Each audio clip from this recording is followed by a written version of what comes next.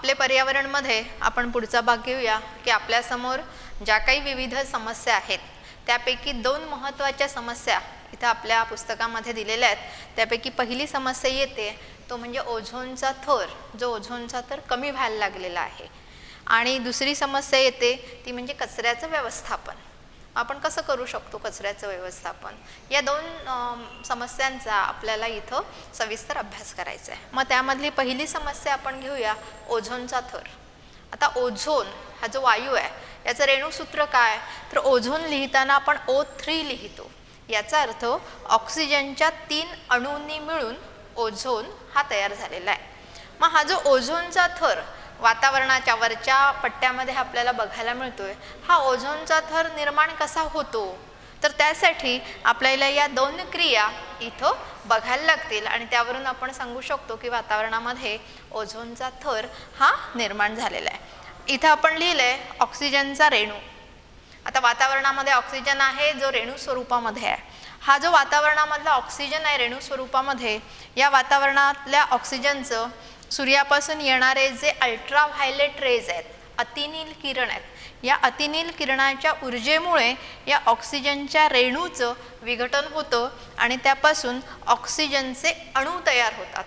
बघा इथं आपण रेणू लिहिलाय आणि इथं आपण अणू लिहिलाय, दोघांमधला फरक लक्षात येतो का बघा। ऑक्सिजनचा रेणू लिहिताना अणूंची संख्या 2 आहे आणि ऑक्सिजनचा अणू लिहिताना एकच अणूची संख्या आपल्याला इथं दिसते।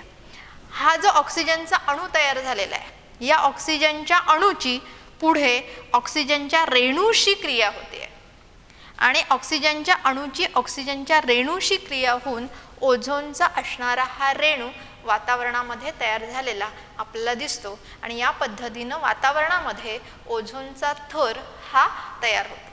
आता हा जो ओझोनचा स्तर आहे किंवा थर आहे, हा महत्त्वाचा कशासाठी आहे, काय महत्त्व आहे या स्तराचं, तर हा जो स्तर आहे हा स्तर पृथ्वीच्या पृष्ठभागाचं किंवा आपण म्हणू की संपूर्ण सजीव सृष्टीचं हे संरक्षण करतो। कशा पद्धतीनं संरक्षण करतो, तर सूर्यापासून येणारे जे अतिनील किरण आहेत, अल्ट्राव्हायलेट रेज आहेत, हे अल्ट्राव्हायलेट रेज किंवा अतिनील किरण या ओझोनच्या थराकडून शोषण करून घेतले जातात आणि त्यामुळे पृथ्वीवर ते किंवा सजीवांपर्यंत ते फारच कमी प्रमाणात येऊन पोचतात आणि त्यामुळे मग ओझोनच्या थरापासून सजीवांचं संरक्षण केलं जातं आणि यासाठी आपल्याला ओझोनचा थर हा महत्त्वाचा आहे। समजा असं आपण म्हटलं की हा ओझोनचा थर कमी झाला किंवा आता आपल्याला ही समस्याच बघायला मिळते की ओझोनचा थर हळूहळू कमी व्हायला लागलेला आहे।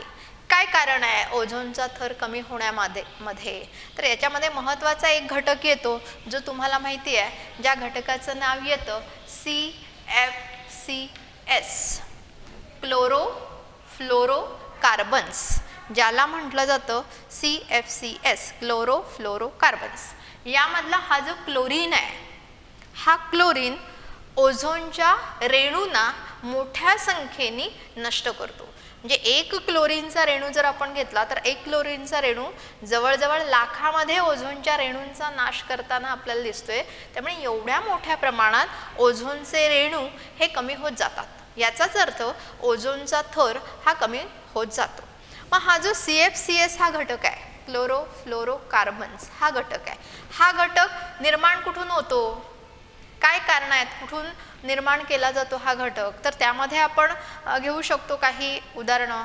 आपण घरामध्ये फ्रीज वापरतो, रेफ्रिजरेटर वापरतो किंवा AC वापरतो किंवा अग्निशमन उपकरणं वापरली जातात किंवा आपण वेगवेगळ्या प्रकारचे स्प्रे वापरतो, स्प्रे ज्याला एरोसोल्स असं म्हटलं जातं, हे स्प्रे असतील किंवा काही कारखाने आहेत ज्यामध्ये आपण फोम्स तयार करण्याचा कारखाना घेऊ शकतो। या वेगवेगळ्या ठिकाणातून हा जो CFCS हा घटक आहे, क्लोरोफ्लोरोकार्बन्स हा घटक आहे, हा मोठ्या प्रमाणात निर्माण होतो आणि याचा परिणाम मग ओझोनच्या थरावर होतो आणि ओझोनचा थर हळूहळू कमी होतोय। मग समजा असाच ओझोनचा थर कमी झाला तर परिणाम काय होतील, तर ओझोनचा थर कमी झाला तर आपल्यापर्यंत अतिनील किरण येऊन पोचतील आणि अतिनील किरण जर आपल्यापर्यंत येऊन पोचले तर आपल्यामध्ये त्वचेचा कॅन्सर, त्वचेचा कर्करोग यासारखे आजार निर्माण होतील किंवा आपण म्हणू की मोतीबिंदू याचं प्रमाण वाढेल किंवा उत्परिवर्तन, उत्परिवर्तन हा शब्द येतो. उत्परिवर्तन, उत्परिवर्तन याचा अर्थ काय, तर आपल्या पेशींमध्ये किंवा आपल्या शरीरामध्ये जे जीन्स आहेत, जन्यू आहेत, यांच्यामध्ये बदल घडेल आणि अचानकपणे जर त्यांच्यामध्ये बदल घडला तर ती जी प्रक्रिया आहे या प्रक्रियेला म्हटलं तर उत्परिवर्तनाची क्रिया, आणि असं उत्परिवर्तन पण हे घडू शकेल. त्यानंतर दुसरीकडे आपण गेलो तर हे जे अतिनील किरण आहेत जर ते आपल्यापर्यंत येऊन पोचले तर जलचरांवर त्यांचा परिणाम होईल. म्हणजे जलचरांमध्ये जी अन्नसाखळी असेल त्या जलचरांच्या अन्नसाखळीवर त्याचा परिणाम होईल. सजीव इतर प्राणी जर आपण वेगवेगळ्या प्रकारचे घेतले तर त्यांच्या वाढीवर परिणाम झालेला आपल्याला दिसून येईल. त्यामुळे ओझोनचा थर कमी होण्याचे हे परिणाम हे आपल्याला दिसून येतील. मग ओझोनचा थर वाचवायचा असेल किंवा ओझोनच्या थराचे हे परिणाम जे होत आहेत त्यापासून आपल्याला आपण वाचवून घ्यायचं असेल तर आपण उपाय काय करू, तर त्याच्यावर आपण एवढंच सांगू शकतो की हा CFCS आहे ज्याच्यामुळे ओझोनचा थर कमी व्हायला लागलेला आहे. त्या CFCSचं उत्पादन आपण कमी प्रमाणात केलं पाहिजे. किंवा आपण पुढे जाऊन असं म्हणू की कंपन्यांनी अशी काहीही उपकरणं म्हणजे फ्रीजसारखी उपकरणं असतील, AC सारखी उपकरणं असतील की ज्यामधून कमीत कमी प्रमाणात CFCSची निर्मिती किंवा आपण म्हणू की CFCS विरहितच असणारे फ्रीज अशा कंपन्यांनी निर्माण हे केले पाहिजेत, तर ओझोनचा थर हा आपण वाचवू शकतो. त्यामुळे ही पहिली समस्या इथं येते, ओझोनचा थर. त्यानंतर दुसरी समस्या इथं आपल्यासमोर येते ते म्हणजे कचऱ्याचं व्यवस्थापन. कचरा, आता आपण दररोज आपल्या घरातला विचार केला तर दररोज आपल्या घरामध्ये वेगवेगळ्या प्रकारचा कचरा तयार होतो. विचार करा, अन्नधान्य शिळं राहिलेलं अन्न असेल किंवा भाज्या असतील, फळं असतील, त्यांच्या साली असतील किंवा चहाची शिल्लक राहिलेली पानं असतील किंवा आपण म्हणू की प्लॅस्टिकसारखा कचरा असेल, काही काय आपण काही लेजसारखी पॅकेट्स खातो ती तशीच फेकतो, आतलं खातो बाहेर फेकतो. म्हणजे अशी खूप वेगवेगळ्या प्रकारचा कचरा आपल्या घरामधून दररोज तयार होत असतो. समजा आपण प्रयोग म्हणून असं केलं की हा जो कचरा आहे हा कचरा आपण एखाद्या खड्ड्यामध्ये पुरून ठेवला, सगळ्या प्रकारचा कचरा पुरून ठेवला आणि 8-10 दिवसानंतर आपण त्या खड्डा खोदून पुन्हा एकदा त्या कचऱ्याचं निरीक्षण केलं तर आपण ज्या काही सगळ्या या वस्तू टाकलेल्या आहेत त्या सगळ्याच्या सगळ्या वस्तू आपल्याला तिथं दिसणार नाहीत. काही वस्तू दिसतील, काही वस्तू दिसणार नाहीत. मग त्यामध्ये काय दिसेल तर भाजीपाला जो टाकलेला होता किंवा फळांच्या साली टाकलेल्या होत्या किंवा राहिलेले अन्नपदार्थ टाकलेले होते हे सगळं तिथं दिसणार नाही आहे आपल्याला. पण प्लॅस्टिकसारखे जे घटक आहेत ते मात्र आपल्याला तिथं तसेच दिसतील. मग याचा जेव्हा आपण विचार करतो त्यावेळी याच्यावरून आपण कचरा हा 2 प्रकारामध्ये विभागू शकतो. त्यामध्ये पहिला प्रकार येईल की त्यामध्ये जैविक विघटनशील पदार्थ असतील आणि दुसरा प्रकार येईल जैविक अविघटनशील असणारे हे पदार्थ असतील. मग जैविक विघटनशील पदार्थ कोणते, कोणाला म्हणतो आपण जैविक विघटनशील पदार्थ, तर आता जी आपण उदाहरणं घेतली की फळांच्या साली आहेत किंवा पालेभाज्यांचा राहिलेला कचरा आहे किंवा अन्नधान्य आहे, जे अन्नपदार्थ आहेत की जे विघटन पावलेले आहेत म्हणजे कुजवले गेलेले आहेत, म्हणजे सूक्ष्मजीवांनी त्यांच्यावर क्रिया केली आणि सूक्ष्मजीवांनी क्रिया केल्यामुळे त्यांचं रूपांतर दुसऱ्या घटकामध्ये झालं म्हणजे त्यांच्यामध्ये विघटनाची क्रिया घडली, असे जे सगळे पदार्थ आहेत या सगळ्या पदार्थांना आपण म्हणतो जैविक विघटनशील पदार्थ. आता हे जे जैविक विघटनशील पदार्थ आहेत या जैविक विघटनशील पदार्थाचा आपण दोन्ही बाजूने विचार करू शकतो. म्हणजे चांगले परिणाम पण काय आहेत आणि वाईट परिणाम पण काय आहेत. काय काय सांगू आपण या पदार्थाविषयी, तर पहिल्यांदा आपण म्हणू शकतो जे आपण मघाशी घेतलं की हे जे सगळे पदार्थ आहेत या पदार्थावर सूक्ष्मजीव क्रिया करतात आणि सूक्ष्मजीवांची क्रिया झाल्यामुळे हे पदार्थ कुजवले जातात, विघटन होतं त्यांचं, म्हणजे त्यामधले असणारे जे पोषक घटक आहेत ते पोषक घटक मातीमध्ये मिसळवले गेले. आता मातीमध्ये जर मिसळले गेले तर मातीची सुपीकता वाढेल आणि या मातीमध्ये मिसळलेले जे हे पोषक घटक आहेत ते पोषक घटक वनस्पतींची मुळं सहजपणे शोषण करून घेऊ शकतील, म्हणजे वनस्पतींना त्यांचा फायदा होईल. दुसरं आपण घेऊ शकतो की जेव्हा हे पदार्थ कुजवले जातात तेव्हा कुजण्याच्या क्रियेतून कार्बनसारखे काही घटक हे वातावरणामध्ये सोडले पण जाऊ शकतात. या व्यतिरिक्त इतर वायू पण वातावरणामध्ये सोडले जाऊ शकतात आणि त्यामुळे थोड्याफार प्रमाणात हवेचं प्रदूषण हे केलं जाऊ शकतं. म्हणजे चांगला वाईट दोन्हीही परिणाम हे आपल्याला या घटकांचे बघायला मिळतात. त्यानंतर दुसरा प्रकार हा येतो जैविक अविघटनशील पदार्थ. आता हे जे जैविक अविघटनशील पदार्थ आहेत ते कोणते, तर मगाशी आपण घेतलं की मोठ्यात मोठ्या प्रमाणात प्लास्टिक आहे किंवा थर्माकोल असेल किंवा काच असेल, यासारखे खूप पदार्थ आपण घेऊ शकतो की जे तसेच राहतात, दीर्घकाळपर्यंत तसेच राहतात, जे कुजवले जात नाहीत, म्हणजे सूक्ष्मजीव त्यांच्यावर क्रिया करत नाही, विघटनाची क्रिया करत नाही आणि त्यामुळे ते दीर्घकाळपर्यंत वातावरणामध्ये तसेच राहतात. या पदार्थांना आपण म्हणतो की जे जैविक अविघटनशील पदार्थ आहेत. आता जैविक अविघटनशील पदार्थांच्या बाबतीत आपण खूप सांगू शकतो. काय परिणाम आहेत, बहुतेक त्यांचे सगळे वाईटच परिणाम आहेत. म्हणजे आपल्याला ते घातक असेच परिणाम अविघटनशील पदार्थांचे असे आपण सांगू शकतो. एक तर ते कुजत नाही आहेत, दीर्घकाळपर्यंत ते तसेच शिल्लक राहतात.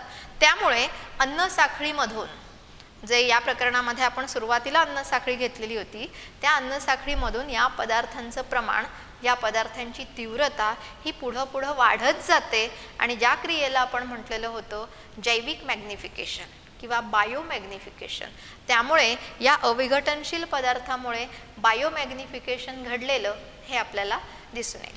त्यानंतर दुसऱ्या परिणामामध्ये आपण बघितलं तर काही प्राण्यांमध्ये पचन संस्थेमध्ये जर असे पदार्थ गेले तर त्या प्राण्यांचा मृत्यूसुद्धा होऊ शकतो. आपण सोपं उदाहरण सांगू शकतो की राहिलेलं शिळं अन्न जे आहे ते आपण प्लास्टिकमध्ये घालतो आणि फेकून देतो, जनावरं ते खातात. ते खात असताना काही प्रमाणात त्यांच्या शरीरामध्ये प्लास्टिक पण जातं आणि याचा परिणाम आपण बघू शकतो की त्या जनावरांचा तिथं मृत्यूसुद्धा होऊ शकतो.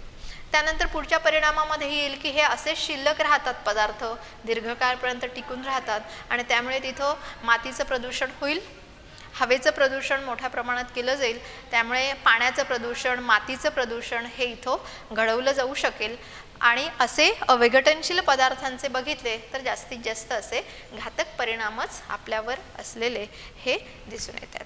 त्यानंतर जर आपण चौकटीमधल्या माहितीचा विचार केला तर आपण काय सांगू शकतो, तर अगदी सुरुवातीला रेल्वेमधलं उदाहरण इथं दिलं आहे की अगदी सुरुवातीला रेल्वेमध्ये जो चहा दिला जायचा तो चहा प्लास्टिकच्या कपांमधून दिला जायचा. आता हे जे प्लास्टिकचे कप होते ते प्लास्टिकचे कप मग तसेच टाकले जायचे आणि त्यापासून मोठ्या प्रमाणात मग कचऱ्याची समस्या निर्माण झाली. मग हळूहळू विचार केला गेला की तिथं चहा, रेल्वेमध्ये चहा हा कुल्हडमधून दिला जायचा. कुल्हड म्हणजे माती जी आहे त्या मातीपासून लहान असणारी भांडी तयार केली जायची, कपासारखे भाग तयार केले जायचे, ज्याला आपण कुल्हड म्हणतो.